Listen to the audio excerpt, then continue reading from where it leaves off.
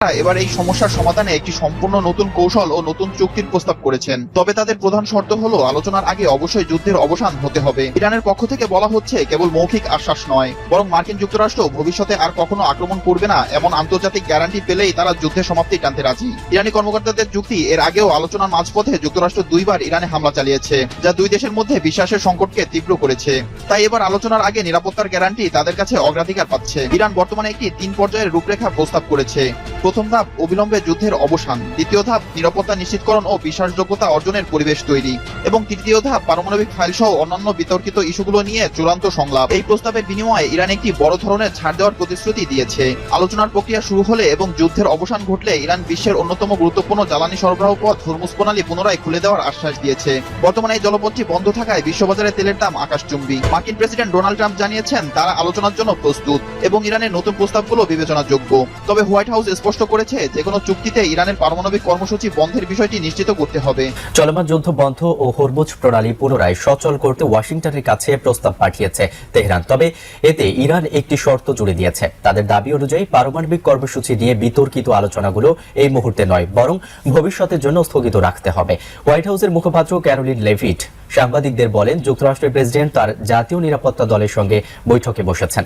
সেখানে ইরানের দেয়া প্রস্তাব নিয়ে বিস্তারিত আলোচনা হবে। মুখপাত্র লেভিট বলেন, ইরানের বিষয়ে প্রেসিডেন্ট ট্রাম্পের রেড লাইন বা চূড়ান্ত সীমাগুলো অত্যন্ত স্পষ্টভাবে জানিয়ে দেওয়া হয়েছে। এবার কি পূর্ণ শক্তি দিয়েই যুদ্ধের ময়দানে নামতে যাচ্ছে ইরান? কারণ দেশটির কাছে যে হাজার হাজার ব্যালিস্টিক মিসাইল ও আত্মঘাতী ড্রোন রয়েছে সে বিষয়ে চাঞ্চল্যকর তথ্য দিয়েছেন রাশিয়ার সরকারের একজন গুরুত্বপূর্ণ ব্যক্তি। তার দাবি, পুরো দেশ জুড়েই ক্ষেপণাস্ত্রের অভেদ্য ঘাঁটি গড়ে তুলেছে ইরানের সর্বোচ্চ প্রতিরক্ষা বাহিনী IRGC। কিন্তু ইরানের ক্ষেপণাস্ত্রের বহর শক্তিশালী করার পেছনে কি রাশিয়ার কোনো যোগসাজশ রয়েছে? যদিও পশ্চিমারা বহুদিন ধরেই দাবি করে আসছে যে ইরানকে সামরিকভাবে শক্তিশালী করতে প্রয়োজনীয় সহায়তা দিচ্ছে প্রেসিডেন্ট ভ্লাদিমির পুতিনের দেশ রাশিয়া।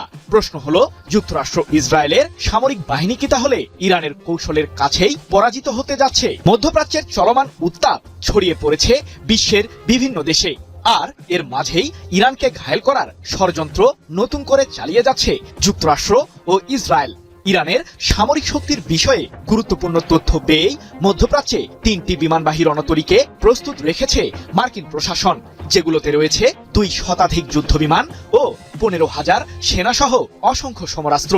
বিশ্লেষকদের ধারণা, যুক্তরাষ্ট্রের প্রেসিডেন্ট ডোনাল্ড ট্রাম্পের দেওয়া শর্ত ইরান মেনে না নিলে আবারও নতুন করে দেশটির বিরুদ্ধে যুদ্ধে ঝাঁপিয়ে পড়বে ইহুদিবাদীরা।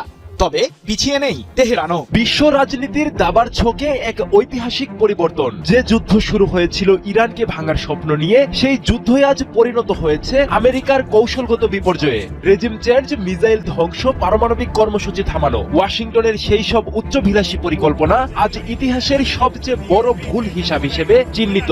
প্রশ্ন একটাই, যে যুদ্ধের প্রতিটি লক্ষ্য ব্যর্থ, সেই যুদ্ধের শেষে কে বিজয়ী? বাস্তবতা বলছে আজ খেলার নিয়ম লিখছে তেহরান, আর বাঁচার পথ খুঁজছে ওয়াশিংটন। আমেরিকার পরিকল্পনা ছিল ইরানকে সামরিক, অর্থনৈতিক এবং কৌশলগতভাবে কোণঠাসা করা, কিন্তু বাস্তবতা হয়েছে উল্টো। 40 দিনের সংঘাতে ইরান শুধু টিকে থাকেনি, বরং তুলে ধরেছে এমন সব সক্ষমতা যা আগে কখনো প্রকাশ্যে আসেনি। বিশ্ব জ্বালানি প্রবাহের সবচেয়ে গুরুত্বপূর্ণ রুট হরমুজ প্রণালী এখন কার্যত ইরানের কৌশলগত হাতিয়ার। শুধু হরমুজ নয়, বাবেল মানদেব প্রণালী পর্যন্ত বিস্তৃত হয়েছে ইরানের প্রভাব। ইরানের প্রতিরোধ অক্ষ ভাঙার স্বপ্ন দেখেছিল ওয়াশিংটন, কিন্তু ইরানের সেই প্রতিরোধ অক্ষ আগের চেয়ে বেশি সংগঠিত, বেশি কার্যকর।